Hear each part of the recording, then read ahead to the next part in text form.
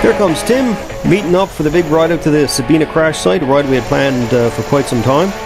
Really cool day, 5 degrees when I left this morning, and thank God for the heated vests. This Sabena crash site is about 20 kilometers as the crow flies from Gander. We were going to do it in 4 legs, one of them being a hike back up through the country, and we were going to jump off there at the Glenwood Resource Road intersection. Anyhow, off we go. Leaving from Whitbourne, back here on the Avalon. Our route would take us on the Trans-Canada Highway, kind of north, back up through the Isthmus of Avalon, past Clarenville, Glovertown, Gambo, Gander, Glenwood, and right here at this intersection.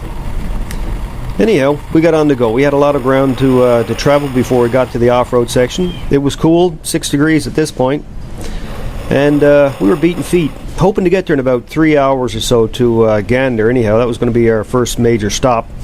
But we encountered some road construction, and a lot of road construction, and that started setting us back. A lot of road resurfacing on the go here. Kind of interesting to ride on, but the old dual sports had no problem.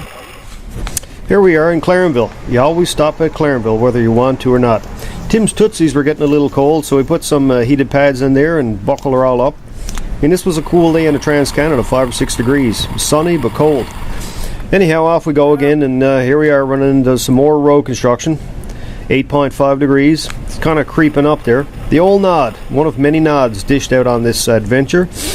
This road construction was really setting us back, but you know, it's nice to kind of take your time. And here in the park we had some brand new blacktop. Man, was this ever nice. Beautiful skies. But look at Tim. He's got eyes like a hawk, and that was his father-in-law in that truck there. Tim saw him down the road, broke the camera out, and got a picture. The old Hawkeye. Anyway, finally here in Gander. And looking over that way, that's where we're heading. Way, way back there, across Gander Lake. Anyway, we chowed down. Time to get on the road. Today was getting going. We had a lot of ground to cover. And more construction. Just outside Appleton here. And a few more crazy bikers on the go. So, you know, kind of made us not feel quite so crazy. Crossing the Gander River. And this was the just coming from the Gander Lake, and that's what we were going to be heading up around there. It's just past Glovertown. This is the Glenwood. This is the Resource Road intersection, and I imagine back in the day this was quite a busy intersection indeed. For this to have an actual overpass up to Trans-Canada, yeah, pretty important resource road. Anyhow, off we go. This was our first off-road leg, and this is really what we came for. First time going back in this part of the country. And it was a great road, beautiful off-road.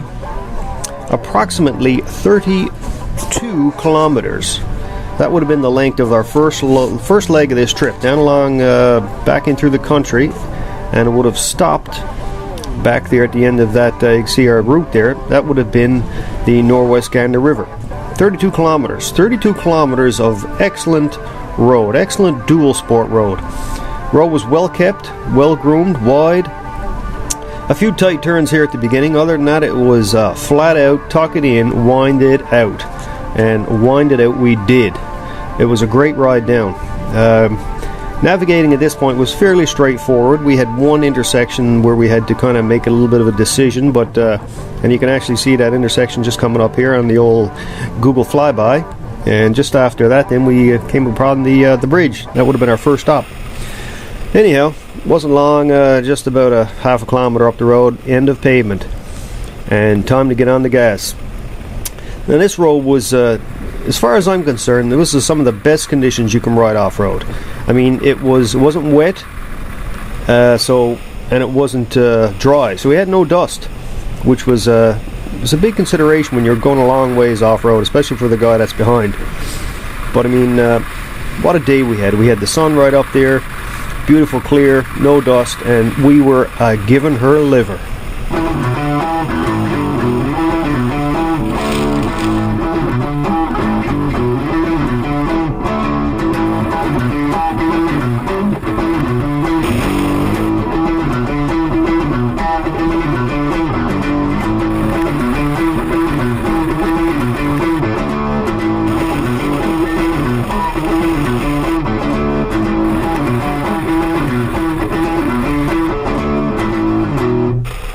Well, you know you're on a logging road when you see this kind of equipment. but we were grateful we didn't run into any logging trucks. The road was fairly free. We didn't have any traffic to deal with at all, so we just wound it out. No dust, fairly smooth surface. The road just stretched out in front of us. Beautiful fall foliage on the go. Beautiful colors. Perfect road. Bikes were working great. What more can you ask for? We were just burning it up. The sun was up in the sky. Man, it don't get much better than this, let me tell you. Well, it was the end of the first leg here. Was at this bridge crossing the Northwest Gander River. Lots of locals on the go, getting the old nod there. Tim decided to try to get some directions to the old Sabena crash site. Caught a little bit of video. Beautiful river, beautiful day. What a spot to go do some fishing or some canoeing. Anyhow, off we go. The day was getting on. We had a fair ways to go. This next section from this Northwest Gander River to the Southwest Gander River was about 11 kilometers in length. Kind of went over some high country here, back over a few more decisions to be made as there was more intersections, but still a great road nonetheless. A couple of little stops, got on the gas, and let's get her done.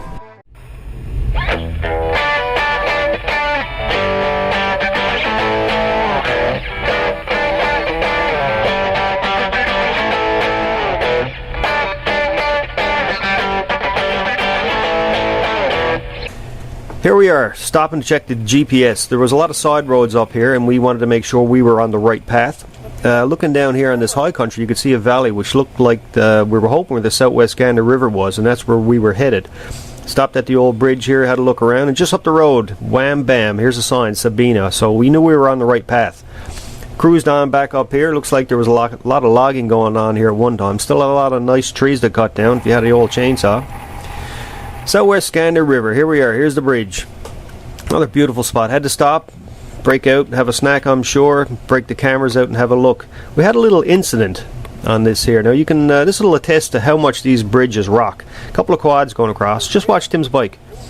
Wham, bam. And Tim does the old double take, man. He couldn't believe it. Those bridges shake. I can't imagine coming across here with a logging truck full of wood.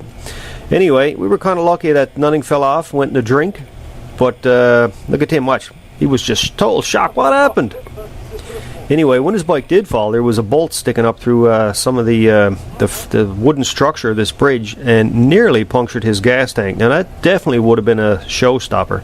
There's a new extended range gas tank Tim has on the old bike, and we didn't lose anything, quite a ways down. But anyway, in getting it back up, Tim ended up burning the leg out of his cycle pants there, so that was wasn't too bad. Anyhow, off we go. Keep her going. This next section started at the Southwest Gander River, and as you can see by our outline, back up along the southwest, kind of headed off to the south more, back up to the intersection here at the Sabena Trail. 9.5 kilometers long, very challenging, a lot of water, a lot of obstacles, a lot of things trying to trip us up. Not a whole lot of elevation changes, but you know, a lot of heavily wooded areas. It was a very interesting, kind of technical section to the whole ride, and you know, we were about to make the most of it. Anyhow, that was it. The day was pushing on, and we decided to get going. And this was kind of a ride into the unknown. I mean, we were really hoping for some real good markers, but you know, instead we got lots of obstacles. Some of these logs, boy, they're a big trip up. Real big trip hazard. We had many stops. We knew that the Sabena site was going to be to our left. We didn't know how well it was going to be marked, and we weren't quite sure of the mileage. Tim's GPS was kind of acting up a bit, and we kept on going. I mean, the sun was getting down in the sky a bit, and you know, we were pumped to get to the site. You know, the day was getting short. And some of these water obstacles were they were a little challenge. I mean, I did not want to go for a swim. I didn't want to get wet. Now, luckily, I had my my rubber boots on, and it was pretty close to going bottom up a couple of times. And it was kind of deep, and we went across some more water obstacles that were even deeper. but no problems, we got through them. But I really like Tim's approach to water. Tim has a kind of point and shoot when it comes to going across water obstacles. Boots up, point the bike, and give her. And it always seems to work for him. I'm a little bit more cautious when it comes to water crossing. I don't know. I'm kind of like don't like to get wet, you know. Nothing worse than feet wet. Anyhow, off we go again. Now, this is one spot here I almost went bottom up. I didn't have the GPS, or sorry, the ABS disabled. So with the ABS still on, that bike don't want to stop. So this trail, it just kept getting worse, and we kept on keeping on. You know, determination. Was it determination? Stupidity? I don't know. Maybe a bit of both. But yeah, it was definitely a challenge. I mean, a lot of water, a lot of rocks, and some of this mud you can see is definitely slippery. You know, at this point we've been riding pretty much all day, and you know, some of these real slick sections, they required a lot of attention.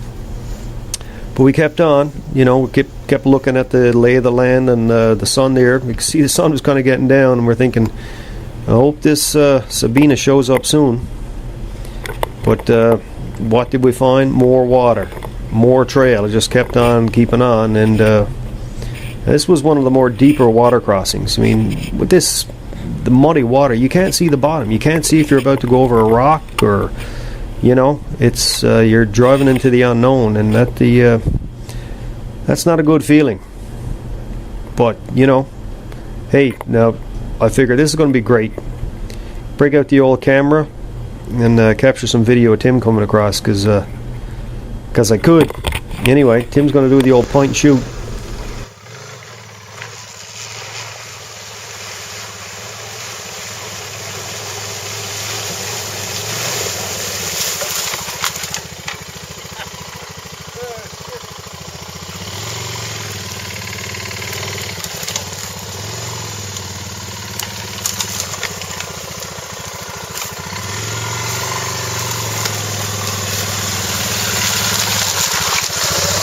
Yes, so get my feet out of the water. Anyway, I'm willing to bet that at this point, Tim's feet were not dry.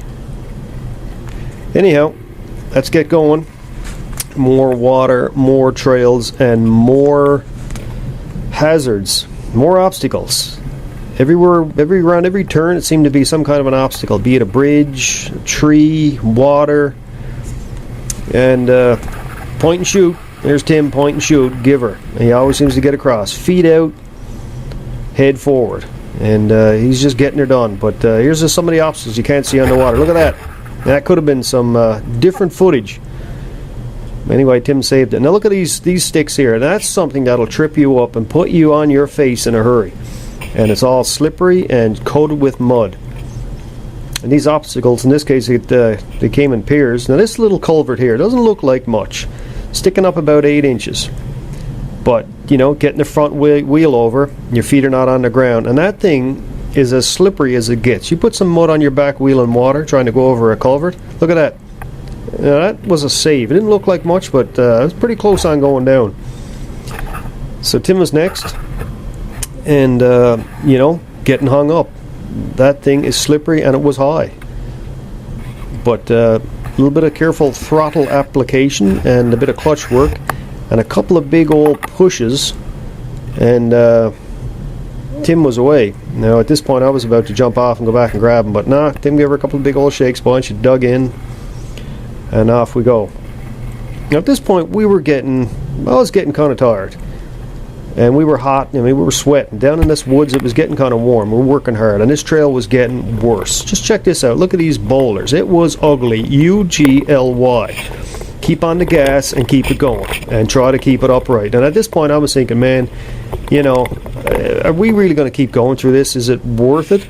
I mean, we're going to break something. I mean, we're back in the country now, and it's late in the afternoon, and I wasn't looking forward to, you know, spending the night in the woods. But there's the sign right here, Sabena. We made it. Anyway, this section, we weren't sure how long this section was. It was on Tim's GPS. It looked like about 1 kilometer, but there was no way in the world we were going to use our bikes to get back up to the crash site. So Well, we decided to park the old bikes, get rid of some of our heavy gear, pack a lunch, and hike up. Well, it didn't take too long to hike the kilometer back up the hillside, and all of a sudden we just broke out in this clearing, and we were awestruck with the sight of this plane, this wreckage lying in this clearing. And to think, September the 18th, 1946, there was 26 people died at this location. 18 were rescued. It was one of the biggest airplane disasters of the era.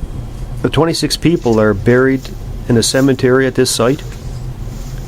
St. Martin's in the Woods, it's called. Beautiful monument erected here. The whole day was, this day was surreal. It was still. The sun was setting. It was just a real cool time to visit this site. It was an incredible sight. And yeah, we took away a lot of real strong memories. The old Sabena crash site. And there was evidence of a lot of other people visiting here as well. There was names etched in every piece of this plane.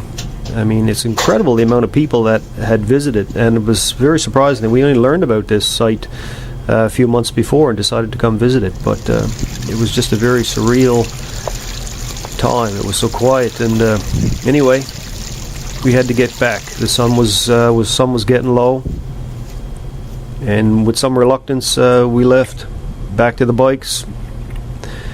And let's get ready and make a move back. You know, we made it to our destination. Luckily, you can see there the sun was getting down, and you could tell the old chill was coming back in the air. It was getting a little cool. Now at this point, we were all, you know, we were a little bit tired. Did the old hike there up and down. Had a little snack, and you know, okay, well, we kind of knew what we had to go through to get back. That was kind of a good feeling, but you never know what can happen.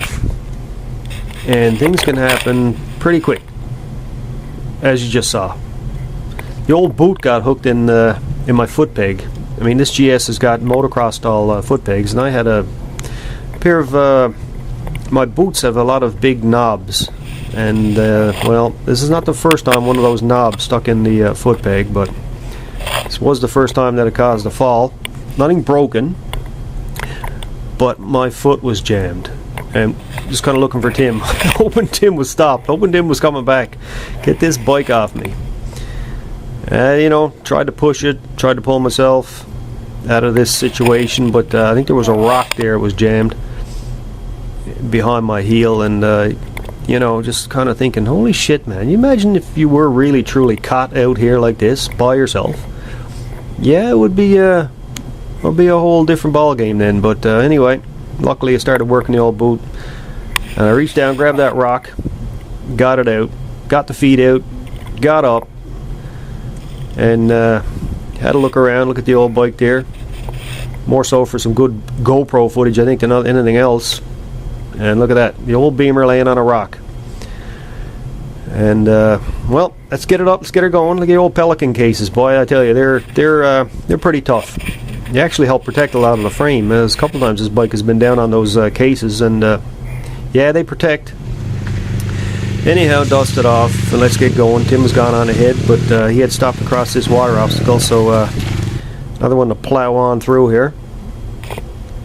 And no, Tim had walked back. He walked back quite a ways. Now I was there a fair bit of time, so we end up doubling Tim back to his bike right here, and you know, at this point we're thinking, you know, we got to kind of watch it a bit.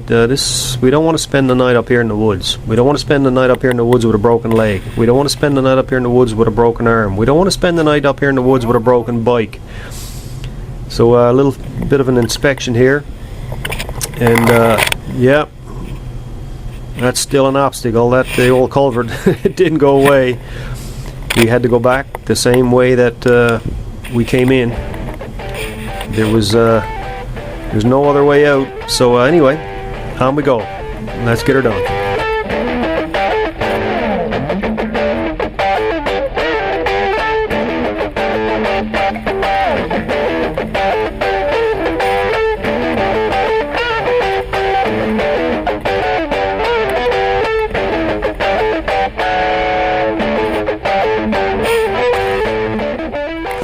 Well, at this point, we still had a few of these obstacles to get across. Night was coming on, it was getting cold, and just trying to get back without breaking down or breaking anything or breaking anybody. So trying to be careful picking our way across. And wasn't easy. I'm betting Tim's feet were kind of wet at this point, so there you go.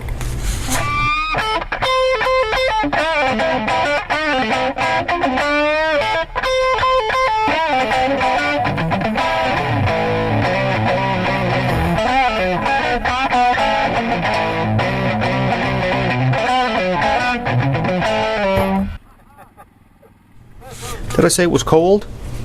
Yeah, it was cold and it was getting colder. So we're still working our way back this the third section, and we had this water crossing to go across here, and no go. Hoping to get up the other side, but no, the old tire wasn't gonna hook up at all. And I'm running a Hyden K60 Scout on the back. It's a good dual-purpose tire, not as good as a knobby at all. And this is kind of steep, and the old bike was just kind of crawling its way up. I kind of tried to encourage Tim. I said, Tim, jump on the back there and give me a push. Now, Tim wasn't really happy about that. He figured he was going to get a face full of rocks. And, yeah, that almost did happen, but that's one bike up. Have a little check out there, make sure nothing's hanging off. There goes Tim. Getting the old DR all wound up there, and the same thing. And that combination of steep hill, a nice wet tire, and some slippery rocks, yeah, you ain't going nowhere. So get on the back of Tim's old DR there and give her the old shove up the bank.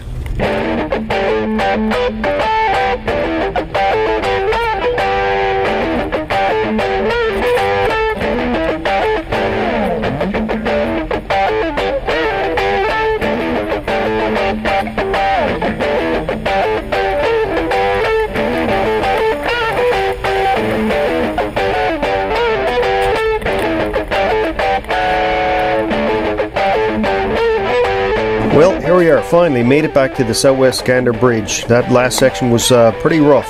Here's some of the locals heading off to the cabin for the night, obviously, so we just got back here, took some time to check ourselves out, check the bikes out, make sure all was good. Beautiful evening, but the sun was setting. We knew we had a fair ways to go, so we had to beat feet and make a move. So this next section was about 9 kilometers back over this high country. And we could see the sun setting in the distance, and a beautiful sunset it was. Temperature was dropping, but man, what a gorgeous sunset. Just had to stop, break out the old cameras, and get some pictures. But pictures never do it justice. I mean, it's never as good as actually being there and taking it in. Here it was 6:10 in the evening, 5.5 degrees and dropping, and boy, it was, you could feel a nip in the air. So we had to make some time. Wasn't long, here we are, back at the Northwest Gander River. And it was a gorgeous evening. Look at that. Look at those views, man. Perfect. Anyway, here's Tim. He stopped over there getting some pictures as well, I'm sure. So I had to break up my camera and get some pictures. Footage. So beautiful evening. I mean, this was a great spot. If only we had a cabin to get in, get some heat on, get some food, spend the night. Beautiful spot.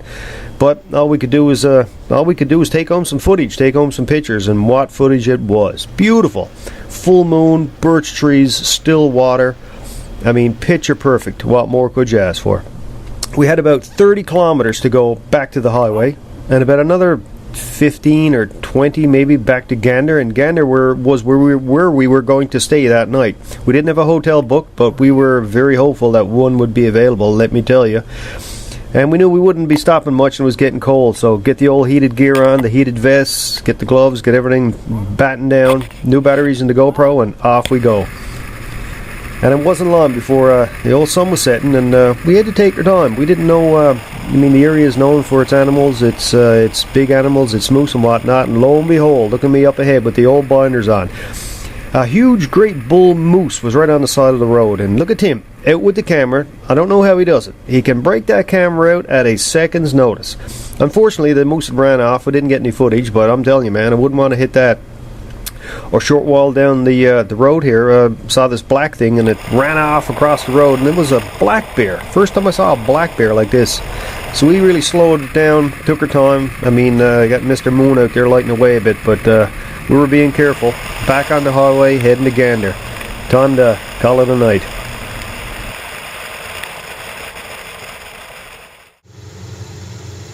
Day 2, up and at 'em. Cold and grey, but you know, had a good rest, had a huge breakfast, raring to go. Rain was in the forecast. Get the old heated vest on high, and off we go, cruising through the streets of Gander. A little tour around Gander, beautiful place, home of the Ride for Sight, the annual biker bash, and we cruise right out to the airport. Now this is where we want to explore for the next while. Gander Airport celebrating its 75th anniversary. Very important airport. Very important during World War II, during the Cold War. A lot of transatlantic stops had to be made here for fuel way back in the 70s. And a great spot. The old nod there, one of the many nods dished out on this tour. So where we were hoping to get to is this circle. This little circle, which is actually an array, an antenna. We didn't know it at the time. A high-frequency direction-finding array built back in the 60s, 50s or 60s. Look it up on the internet, loads of information on it. Anyway, here's where we had to go. We kind of cruised back around up the road, better the train track actually, on a service road and out to the array. So off we go, heading out there, and didn't know what to expect. Kind of knew where we were going. The old GPS was set, and off we go. And here we are, breaking right back out here on the airport service road. And I don't know, something about airports and planes, but you know, we just got to check the stuff out. And here was this huge, great U.S. military plane had just landed. Not sure. I think it's a C-5. Someone can correct me if I'm wrong, but huge, great plane. Getting all turned around there. C-5 Galaxy, maybe, yeah. Loads of stuff going on. Choppers flying. Gander is alive and buzzing, man. There's always some action going on here. What a spot. Gotta like Gander. Anyway, off we go. Cruising down these roads, and we started seeing signage like "Do not enter," "Top secret," "Military personnel only." You know, and we were kind of saying, well, you know, it doesn't look that bad. I mean, if they really didn't want you to go in there, they'd probably have a gate up.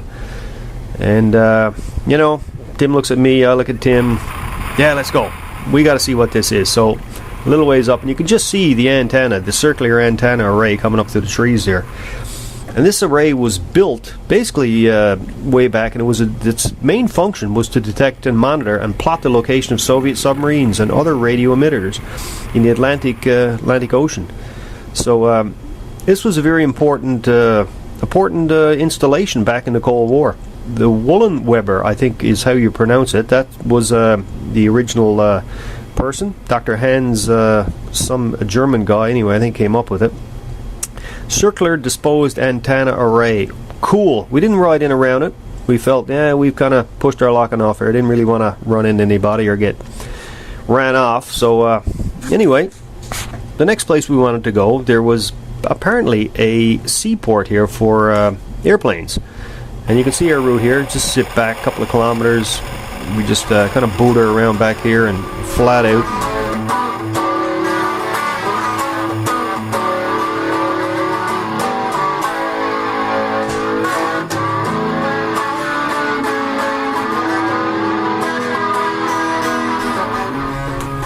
Anyhow, here we go. We're back on the very seaplane base. Yeah, this place, a lot of people don't see this at Gander Airport. This is kind of off the beaten track, but we knew it was there. We wanted to check it out. Didn't know what we were going to run into. Didn't know what was there. Looked pretty important from the signage. But when we got here, we were kind of disappointed. You know, we expected to see some kind of big base or military base or big hangars or float planes or something. But nah, we drove right out to the bitter end. Anyway, yeah, they're still being used. There's some hangars here. I don't know. I guess they're probably private. And a couple of float planes were still used here. Now, some of these old constant huts, they probably were back from an earlier time. We did discover this small ultralight float plane. Check that out. But this was our next place to check out. This was the old town of Gander, the original town of Gander, built right alongside the train tracks and the base. This is a little known area of Gander, actually. This was the original community built back when the whole airport was built. It was relocated to the present site between the years of 1952 to 56. Then it was kind of all bulldozed in, knocked down, tore down, and so much for that. In July 2011, they started an archaeological project, recording some of their past, digging up some stuff, and it was pretty cool for something like that to be happening out here. And just driving around, you can imagine the old town, how it was. It's some of the roads are paved, some of them are gravel. It's all gridded out. A lot of servicemen obviously populated Gander back in the day, and a lot of Americans, and I can only imagine what the community was like way back then. So we took a cruise around, checked it out. Anyway, ran into some construction trying to get back out of here, heading back to the highway. Gander is alive and well and growing. Anyway, time to put some more go-go juice back in the old bike. One thing about these gas pumps, I never can get the old credit card in the right way the first shot. I don't know, I got some kind of problem going on there. Anyway, we got it all gassed up, some premium pop in the old go bike, and headed off to the Arrow Air crash site, our next stop.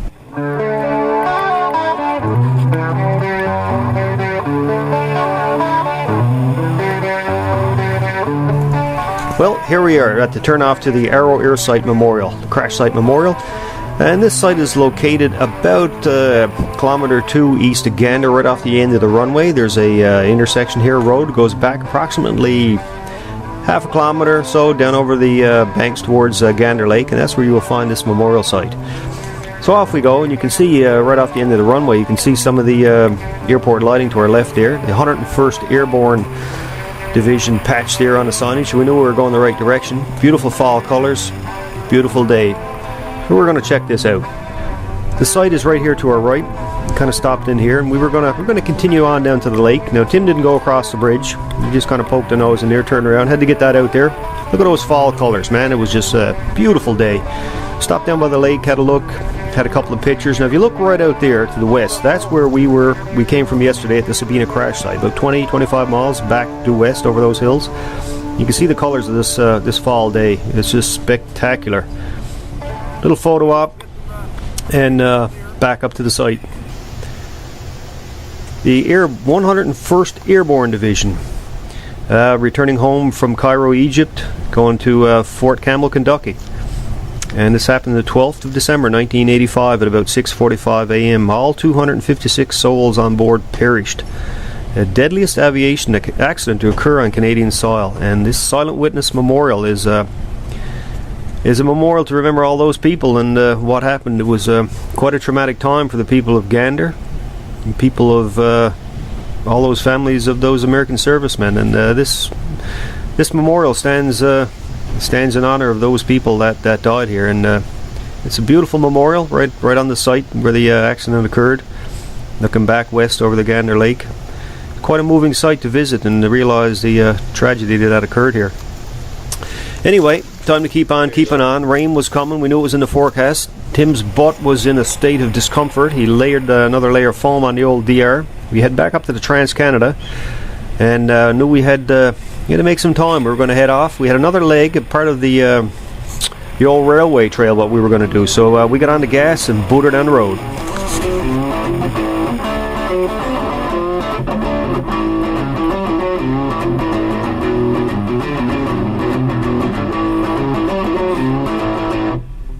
Well, our next stop was right here. Wanted to do a section of the rail bed. Went down along the Gander River, down past the community of Gambo, and out the road a little ways right here on our right. This was a turnoff to a sawmill, and just up across the sawmill yard we could access the rail bed.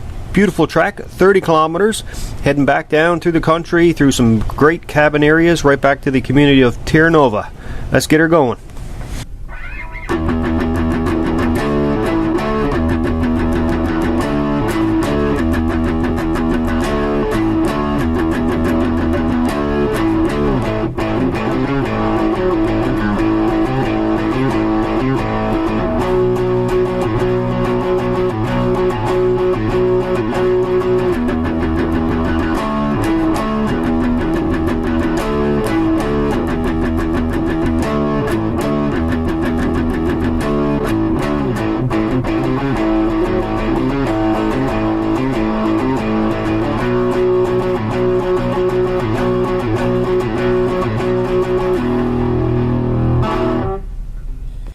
Well, this section of the rail bed went fast. We were burning it up, getting it on the go. You could see on our GoPros a few drops. Yeah, rain was coming. We knew we were going to get wet, hoping it wasn't going to be too bad. We just checked to make sure we had everything on the bike there, and just up the road here we noticed a bunch of crows back in the woods circling around. So we had a closer look there. That was an eagle perched in a tree. So it looked like they were doing something back there. Something had created a ruckus. So great to see a bit of wildlife. Anyway, wind it back up and get on the road. I was trying to stay ahead of the rain. Unfortunately, I think we were driving into the rain, but this section of rail bed is quite nice. All the way down, the whole 30 kilometers back to Terranova. Beautiful, beautiful country. A lot of cottages we saw back there. Great piece of Newfoundland. Great spot to get out and enjoy the great outdoors. So we decided to stop here in Terranova. Our stop was going to be short-lived. We knew that there was rain was in the making.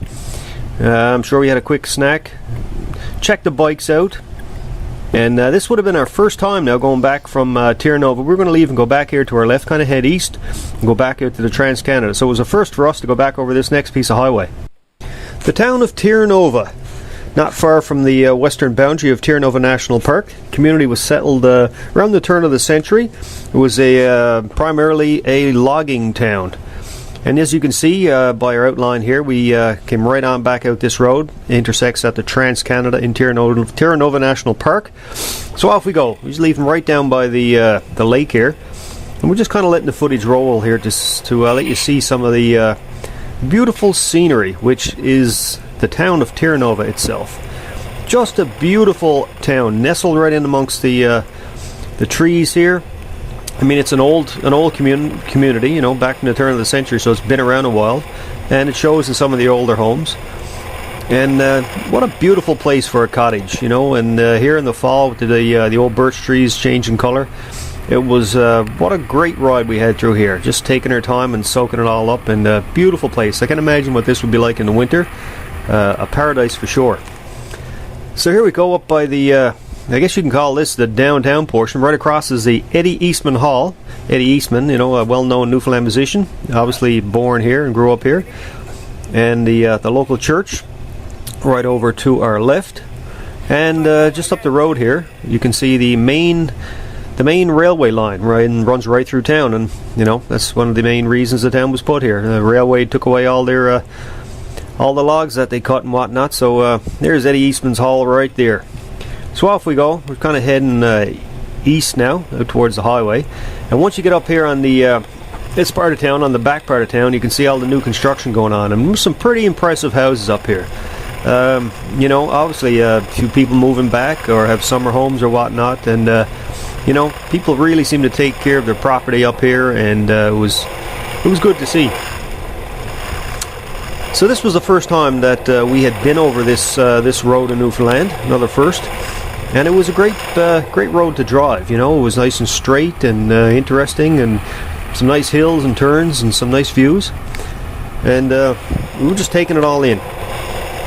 And over to our left you could see kind of down in the valley, and that's where the lake is. Now all of a sudden we come upon this sand dunes.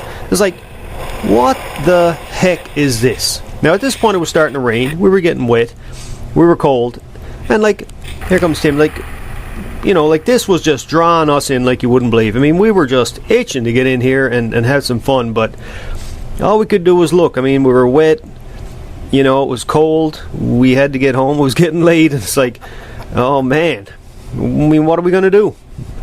So I look at Tim, and Tim looks at me, and it's like, yeah, man, I want to get in there and have some fun, but yeah, we're going to have to save that for another time, and probably some lighter dirt bikes. So, you know, shake the old head, and with some reluctance, we get on the gas and head on down the road.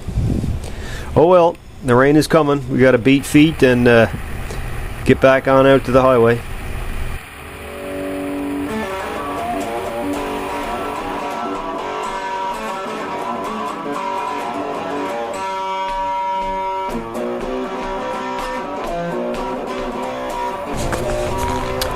Here we are entering the boundaries of Terranova National Park. Now, this road is a great road for a motorcycle. Beautiful sights, beautiful forest. The road surface changed a little when we got inside the park. There's a nod, another nod, but it was perfect, man. Just look at that forest. What a day. And it was starting to rain, just a little harder. So far so good. Anyway, here we are at the intersection of the Trans-Canada Highway.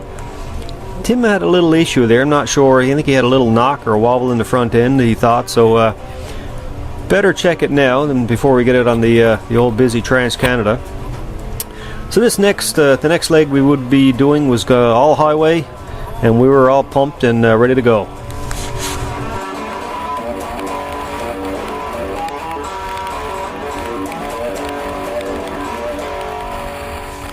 Well, what we didn't want to happen happened. It started to rain, and it rained hard. So at this point, yeah, we were pretty well, how do you say, drenched. So we stopped into this restaurant that unfortunately is only open seasonally. We're going to get a cup of tea. Tim decided to try and waterproof the old boots. Anyway, off we go. So at this point, Tim decided to have a snack. Now, in my own state of mind, I figured, well, in the middle of the Trans-Canada on a rainy day is probably not the best place to have a snack. Tim didn't seem to mind, and I'm going to say, no, Tim, let's kind of get going here. This is not right, but Tim and his snacks, and we had some traffic coming pretty quick, and I didn't think this was going to turn out too good, but you can't keep Tim from a snack.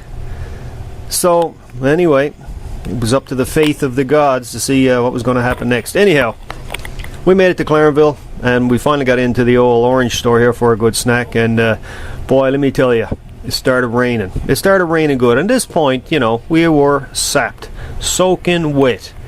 And it was coming down, and it showed no signs of letting up. So, you know, well, it's got to get home before dark. Off we go. And I don't know, as happens so many times on our excursions, we're always welcome back to the Avalon with rain. And today was no different. I came back to the Avalon once, I think it was in '96, and we actually saw some sun. But today was a real grand welcoming. I mean, we had some heavy rain.